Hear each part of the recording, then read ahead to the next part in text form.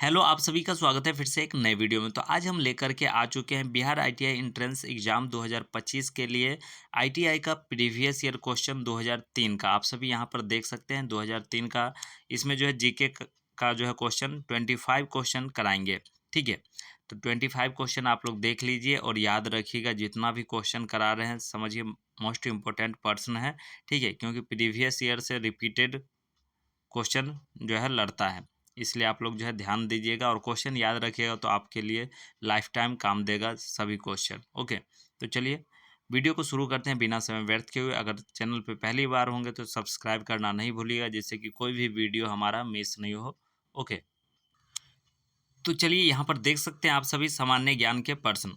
यहाँ पर देखिए प्रथम प्रश्न जो पूछा गया था, मेरा अंतिम उद्देश्य प्रत्येक व्यक्ति की आंख से आंसू पोंछना होगा। यह कथन निम्न में से किसने अपने भाषण में कहा था?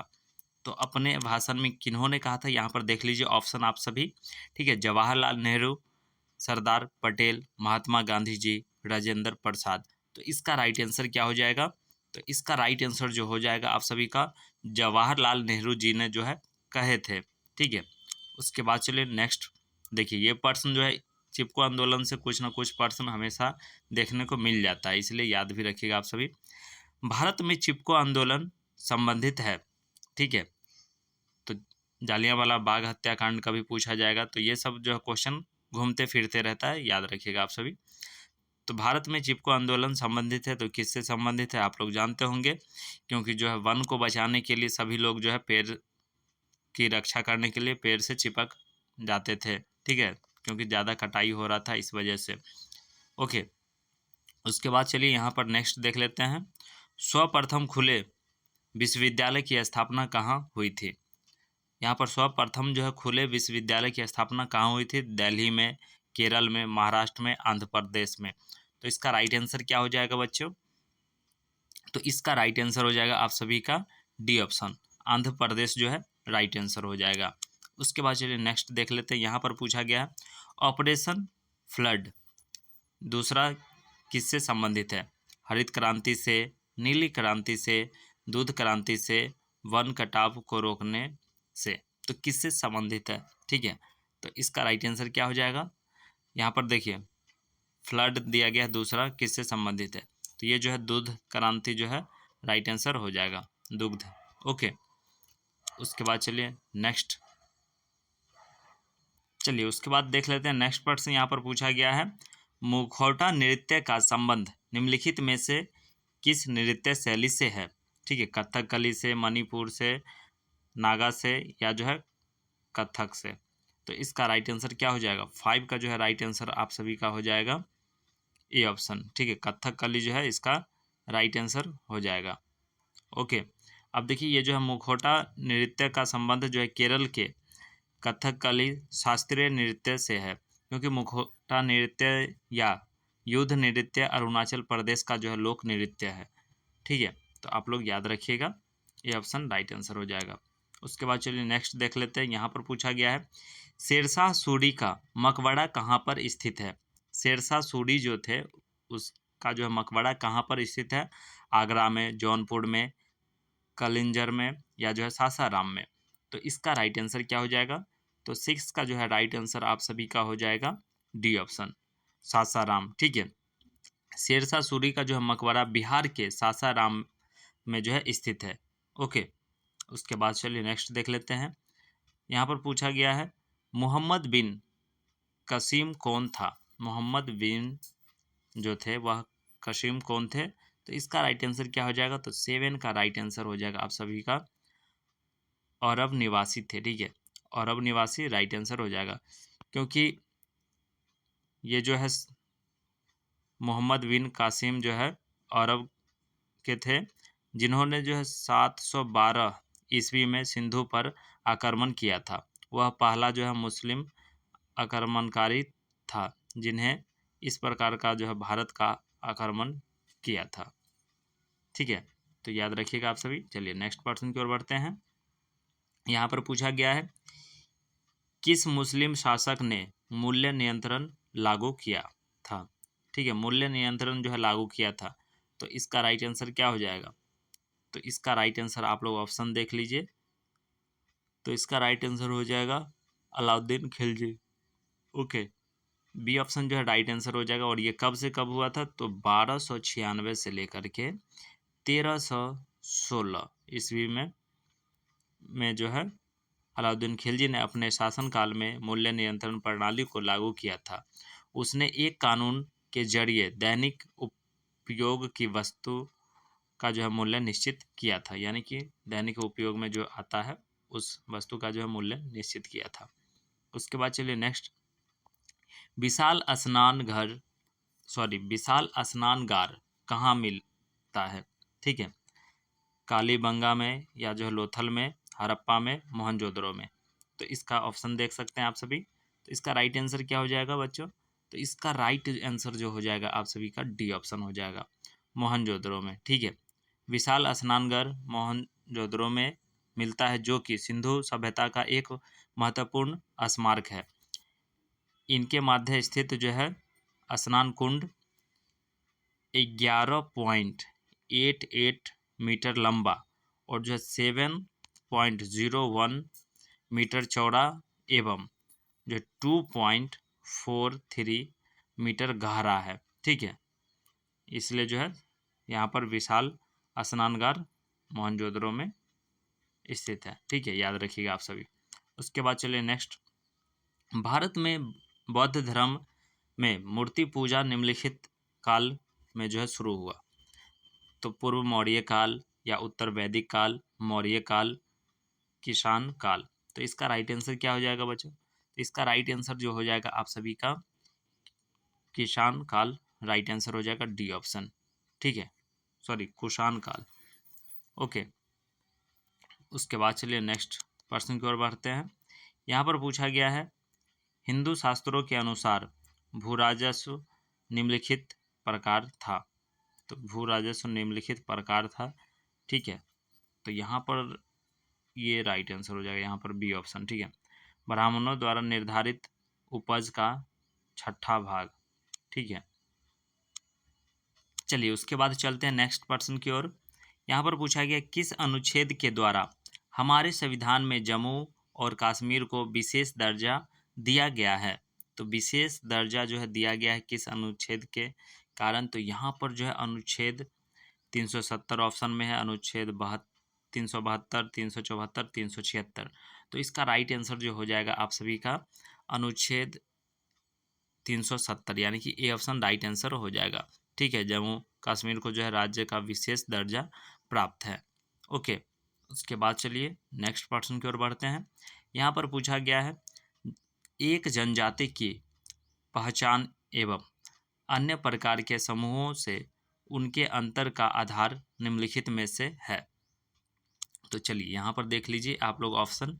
ठीक है, तो ऑप्शन इस प्रकार है, जंगलों एवं पर्वतों पर निवास, बी ऑप्शन है गरीब एवं जो है पिछड़ापन, विशिष्ट सामाजिक संगठन एवं जो है संस्कृति, अनेक विविध शारीरिक लक्षण एवं भाषा। तो इसका राइट आंसर क्या हो जाएगा? तो 13 का जो है राइट आंसर सी ऑप्शन हो जाएगा, विशिष्ट सामाजिक संगठन एवं संस्कृति। ठीक है, तो याद रखिएगा आप सभी। ओके, उसके बाद चलिए नेक्स्ट प्रश्न की ओर बढ़ते हैं। यहाँ पर पूछा गया है, गौतम बुद्ध द्वारा सारनाथ के जो है मृगदाब में जो है दिया गया प्रथम उपदेश कहलाता है। तो प्रथम उपदेश जो है क्या कहलाता है, ये पूछा गया है यहाँ पे। ठीक है, तो ये इसका जो है राइट आंसर हो जाएगा धर्मचक्र परावर्तन। ठीक है, तो इसका जो है राइट आंसर याद रखिएगा धर्मचक्र परावर्तन, क्योंकि गौतम बुद्ध ने जो बोध गया में ज्ञान प्राप्ति करने के बाद अपना जो पहला उपदेश वाराणसी के निकट सरनाथ में दिया था। ठीक है, इसे जो है धर्मचक्र परावर्तन के नाम जो है दिया गया था। तो याद रखिएगा आप सभी। उसके बाद चलिए नेक्स्ट देख लेते हैं। यहाँ पर पूछा गया है, अयोध्या में बाबरी मस्जिद का निर्माण किया था। तो बाबर ने किया था, बाबर की पत्नी ने किया था, बाबर के भाई ने किया था, या जो है मीर बकी ने किया था। तो इसका राइट आंसर क्या हो जाएगा? तो 15 का राइट आंसर आप सभी का हो जाएगा, मीर बकी ने किया था। ठीक है, तो मीरबकी राइट आंसर हो जाएगा। और ये कब किया गया था? तो 1527 ईस्वी में किया गया था। ठीक है, तो याद रखिएगा आप सभी। चलिए उसके बाद नेक्स्ट प्रश्न देख लेते हैं। यहाँ पर पूछा गया है, राष्ट्रपति शासन जो है, राष्ट्रपति शासन अधिक से अधिक कितने समय तक किसी राज्य में लगा रह सकता है? ओके, तो इसका ऑप्शन देख सकते हैं, दिया गया 3 वर्ष, 6 माह, 1 वर्ष, 2 वर्ष। तो इसका राइट आंसर क्या हो जाएगा? तो ये जो है राइट आंसर हो जाएगा, 3 वर्ष का जो है लगा रह सकता है 3 साल तक। ओके, उसके बाद चलिए नेक्स्ट देख लेते हैं। यहाँ पर पूछा गया है, किस सदन में सभापति, तो यहाँ पर पूछा गया किस सदन में, ठीक है, सभापति का, चलिए फिर से सुन लीजिए प्रश्न, किस सदन में सभापति उस सदन का सदस्य नहीं होता? लोकसभा में, राज्यसभा में, विधानसभा में, विधान परिषद में। तो इसका राइट आंसर क्या हो जाएगा? 17 का जो है बी ऑप्शन जो है राइट आंसर हो जाएगा, राज्यसभा। ठीक है, राज्यसभा याद रखिएगा आप सभी, क्योंकि भारतीय संविधान के अनुच्छेद 64 और जो है अनुच्छेद 89 के जो है प्रावधानों के अनुसार राज्यसभा का पदेन सभापति उपराष्ट्रपति होता है, तथा उपराष्ट्रपति संसद के जो है किसी सदन का सदस्य नहीं होते हैं। ठीक है, तो याद रखिएगा आप सभी। उसके बाद चलिए नेक्स्ट प्रश्न देख लेते हैं। यहाँ पर 18 में पूछा गया है, कौन सी नदी अरब सागर में गिरती है? कौन सी नदी जो है अरब सागर में गिरती है? तो इसका राइट आंसर हो जाएगा आप सभी का सी ऑप्शन, ताप्ती नदी जो है अरब सागर में गिरती है। ठीक है, तो इसका जो है, जबकि यार जो है प्रश्नोत्तर अन्य सभी नदियां बंगाल की खाड़ी में जो है मिलती है, याद रखिएगा। ठीक है, कृष्णा नदी हो, गोदावरी हो, या जो है तीस्ता हो। उसके बाद चलिए नेक्स्ट देख लेते हैं। यहाँ पर पूछा गया है, हल्दिया बंदरगाह से जो है आयातित की जाने वाली वस्तुएं, तो यहाँ से जो है क्या आयात होता है? तो कच्चा तेल और पेट्रोलियम, मत्स्य या इंजीनियरिंग सामग्री, या लौह अयस्क। तो इसका राइट आंसर आप सभी का क्या हो जाएगा? ए ऑप्शन, कच्चा तेल और पेट्रोलियम। ओके, अगर इस प्रश्न की हिस्ट्री अगर देखा जाए ना, तो इसका जो है कोलकाता से दक्षिण में हुगली नदी के किनारे 105, ठीक है, 105 किमी की दूरी पर एक निर्मित हल्दिया बंदरगाह है के जरिए जो है कच्चे तेल एवं पेट्रोलियम का जो है आयात किया जाता है। यह पेट्रोलियम के आयात के लिए जो है वर्थ एवं जो है जेटियों का जो है निर्माण किया जाता है। ओके, उसके बाद चलिए नेक्स्ट देख लेते हैं। भारत का लौह अयस्क क्षेत्र है, तो ये तो जानते होंगे काफ़ी बच्चे। ठीक है, झाड़ियाँ या जो है कोरबा या कुदेरमुख या जो है तलचर। तो इसका राइट आंसर क्या हो जाएगा? तो 20 का राइट आंसर हो जाएगा सी ऑप्शन।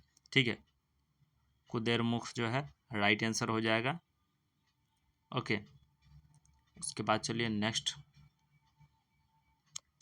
प्रश्न की ओर बढ़ते हैं। यहाँ पर पूछा गया है, मुगल चित्रकला के संबंध में विचित्र बात उसमें निम्नलिखित प्रकार के जो है दृश्य थे। ठीक है, तो दरबार या संस्कृति, युद्ध, पौराणिक कथाओं के दृश्य, या उपयुक्त तीनों। ठीक है, तो इसका राइट आंसर क्या हो जाएगा? तो 71 का जो है राइट आंसर हो जाएगा, तीनों होगा। ठीक है, उपयुक्त सभी जो है इसका राइट आंसर हो जाएगा। ओके, क्योंकि इसमें जो है मुगल चित्रकाल में पौराणिक कथाओं का भी था, उसके बाद शिकार, लड़ाई, दरबार के जो है दृश्य, व्यक्ति के जो है छवि चित्र आदि का जो है चित्रण होता था। ठीक है, मुगल चित्रों की जो है विषय वस्तुओं का जो है चयन स्वयं सम्राट की जो है इच्छा होता था। जहांगीर के जो है समय मुगल चित्रकारी अपने जो है पराकाष्ठा पर पहुंची थी। ओके, उसके बाद चलिए नेक्स्ट प्रश्न की ओर बढ़ते हैं।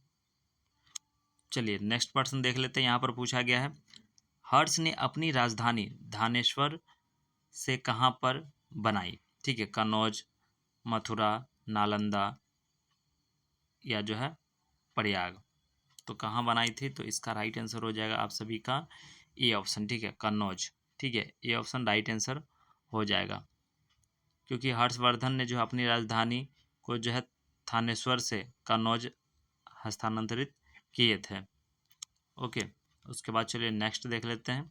यहाँ पर पूछा गया है रेतवारी प्रथा की शुरुआत किसने की? रेतवारी प्रथा जो था उसकी शुरुआत जो है किसने की थी? तो इसका राइट आंसर क्या हो जाएगा?